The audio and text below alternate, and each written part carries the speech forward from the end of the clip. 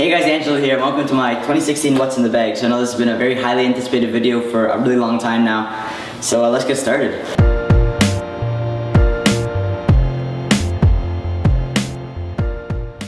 Okay, so firstly, starting off with my putters, I have two putters. I'll start with my Scotty Cameron first. My bag is very full right now, I'll tell you why. So I'll start with my Scotty Cameron. I used this for about a month last year, and just because I went through a little bit of a cold spell with my Taylormade, so I just decided to bring out something new, something fresh, just a stock head cover.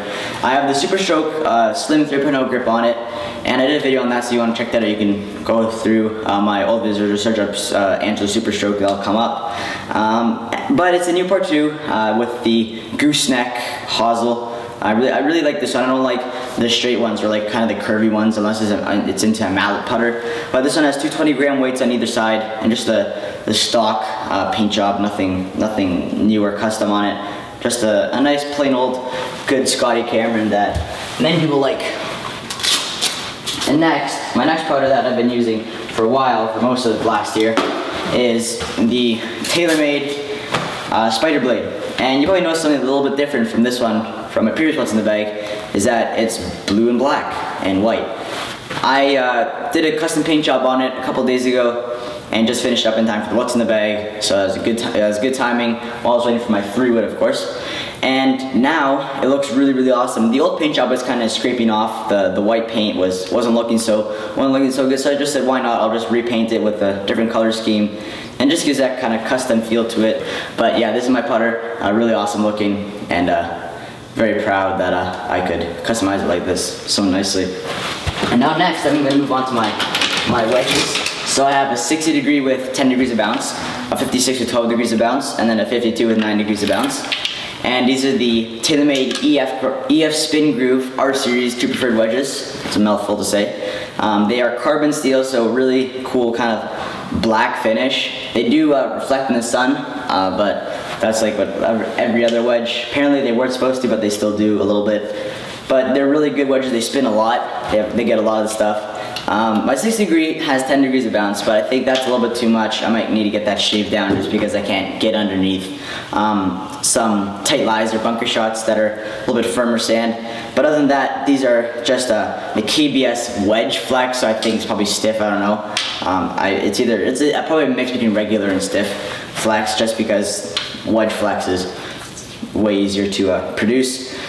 And just the standard Tour Velvet grips, because I got these not even a month ago, and I haven't got the chance to change them. So now I got my Taylormade wedge, my EF grind is the 56, and here are a couple shots of it.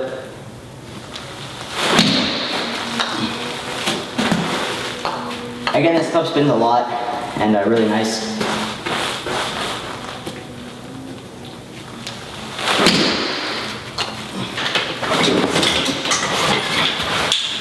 So now moving on to the short irons. So I got a pitching wedge 9 and 8 iron. You just ignore the green stuff on the bottom, just from the mat that I hit on downstairs.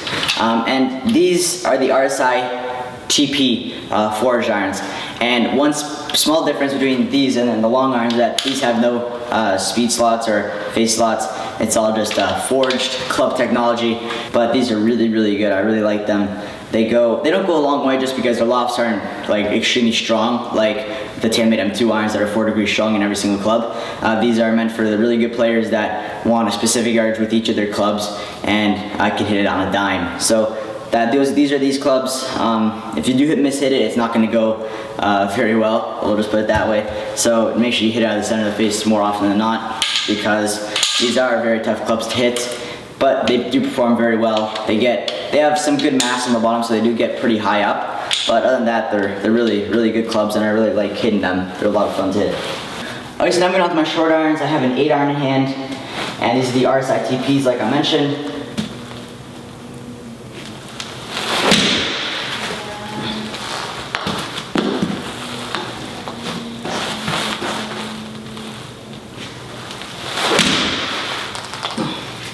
I'll take out my long irons now.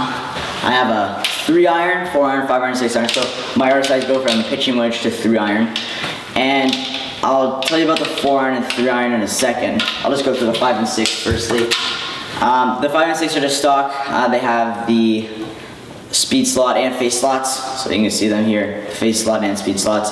and those give a little bit more protection and cushion just in case you mishit it and you need to maybe get away with something more, because obviously a longer iron might not be as forgiving as a short iron would, and you're also taking a shorter swing with a short iron, so obviously there's less room for variance and mishitting the ball.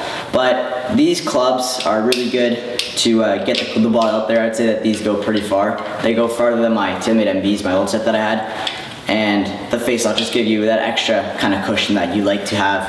And I know that even if you're under tournament pressure, that even if you miss it slightly, it's still going to go the distance that you want it to.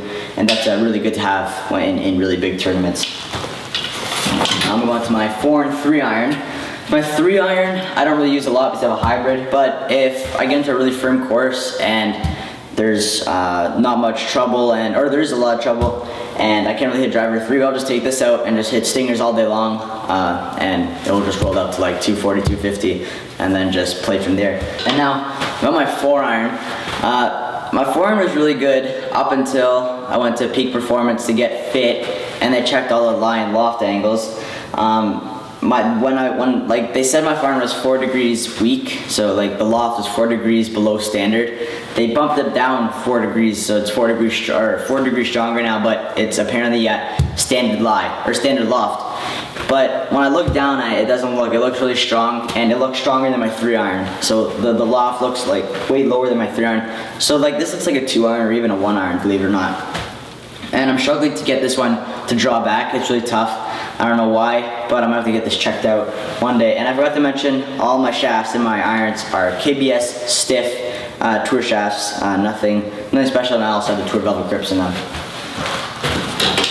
Okay, so this is my RSI TP5 iron. This is like, again, standard loft and lie. Has some of the face lock technology, so to help you get your mishits out a little bit farther.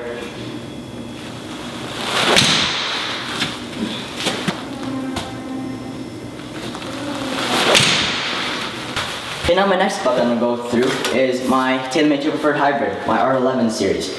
And this is a really good club because, well, I've obviously had it for a really long time in the bag. It's like 6 years now in the bag. I got a new shaft put in it recently just because the old shaft was way too short. I have the Acra 60i stiff flex shaft. So this club is at its standard loft. It's a 4 hybrid, so 21 degrees standard loft. And it's really done well. It's given me really good success over the years. I have the Golf Pride New Decade multi-compound grips, the blue, gray, and red that I like to have. And this is just a really good club. I can't say anything bad about it. It's probably one of my favorite hybrids that I've hit in my life. I'm a hybrid now. My R11 TP hybrid, my stiff Acra I60 shaft.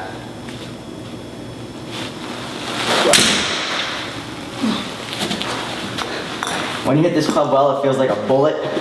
It's so nice. And even the forgiveness level of the club is really good, saying that it's a little bit older than my my clubs that I have right now.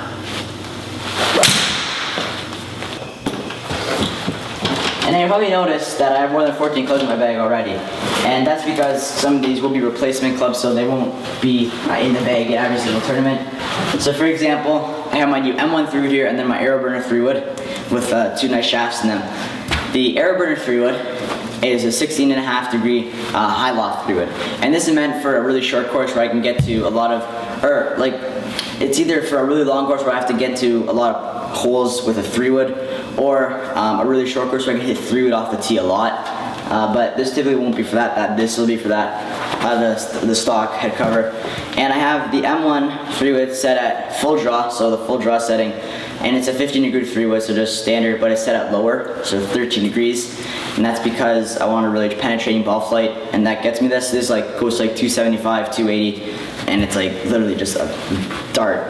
I have the Tour 80 GT 7S extra stiff shaft in it. It says accuracy and distance designed by Graphite Design. I don't know what the weight of it is. I'll just know it's an extra stiff shaft, and it's really good. It's like piping right on a line. It doesn't draw or fade too much.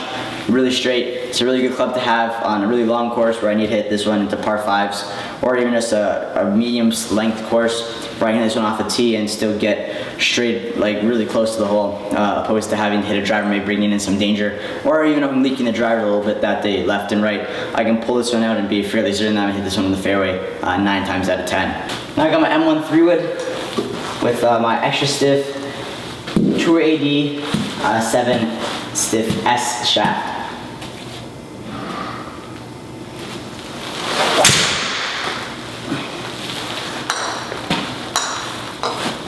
So this club is when I was getting fit, it was in the ballpark of that 275, 280 range. It was like a low bullet.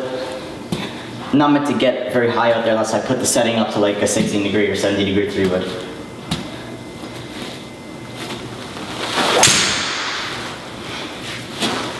And now last of my clubs is my Taylormade M1 driver with the stock head cover.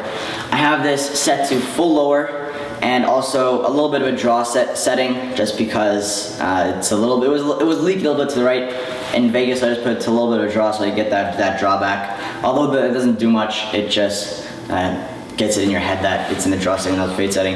It's a 12 degree driver, but I have it set at lower and also in the lower ball flight settings. Probably play more a 9 or 9.5 degree driver because it takes off 2 degrees in the shaft adjustment and then another half a degree or a degree in this for takeoff of the ball spin. So probably playing a 9 degree driver.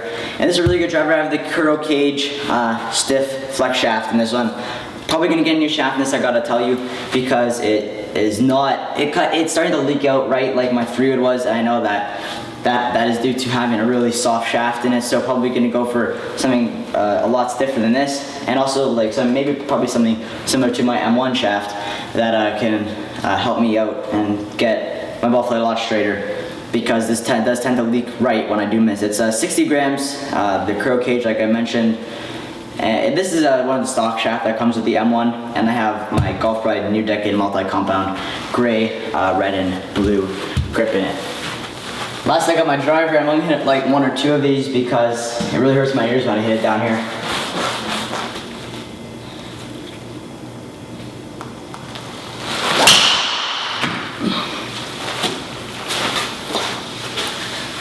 I'll hit 1 more and then I'm done.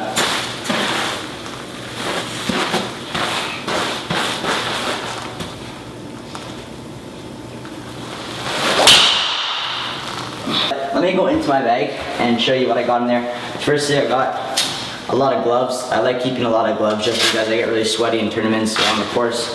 So I just have 3 on the back of my bag at the moment, and probably more inside my bag. But these ones are too small on me now, so I got a new one from Vegas. This one, it's just a really nice Titleist glove. And gloves are all preference, whatever you like. A lot of the gloves that manufacturers make are really good, but FootJoy and Titleist are the ones that I like to stick to. And Taylormade gloves are starting to be pretty decent as well. Alright, so now moving into, alright, actually I'll show you my Bushnell first. I have the Tour V3, I believe. Yeah, Bushnell Tour V3 with the Jolt button. And that's good because I know that I'm picking up the pin. And I know that when I don't have the Jolt on or it doesn't pick up the pin, I know that something's off and I really don't like it. I have my AJGA bag tag, my new one for 2016 season. I have my brush. I have my York Downs bag tag. I need that so I can store my clubs there, or just to have it on so I can get allowed into the club. And then in the top pocket here, I have just some bandages, some extra spare batteries for my Bushnell, and then whatever, like my phone, I put in there my money, my wallet, my watch, whatever. And I have some matches, I don't know why. My dad likes to smoke cigars on the course. Those are for him. But that's that. Nothing really fancy in that pocket, just my personal valuables. So I have my trusty Taylormade wrench, and not much in here. I normally put my sweaters and my rain gear in there if it's a little bit colder or rainy. But I have my bag cover, the top, and then my Taylormade wrench, which is always good to have, especially at tournaments, just in case something's not working out or you want to try something new. Let me turn my bag around here. You see that I have the Angelo Giantsopoulos, the Canada flag on the back. In this pocket, I just have tees, my divot tool from Glen Abbey that was for the Canadian Open. I have some tape for things like happen right now because like I don't even know what I did here, but it's so inflamed and it actually hurts. I might have dropped the weight on it, but I don't know.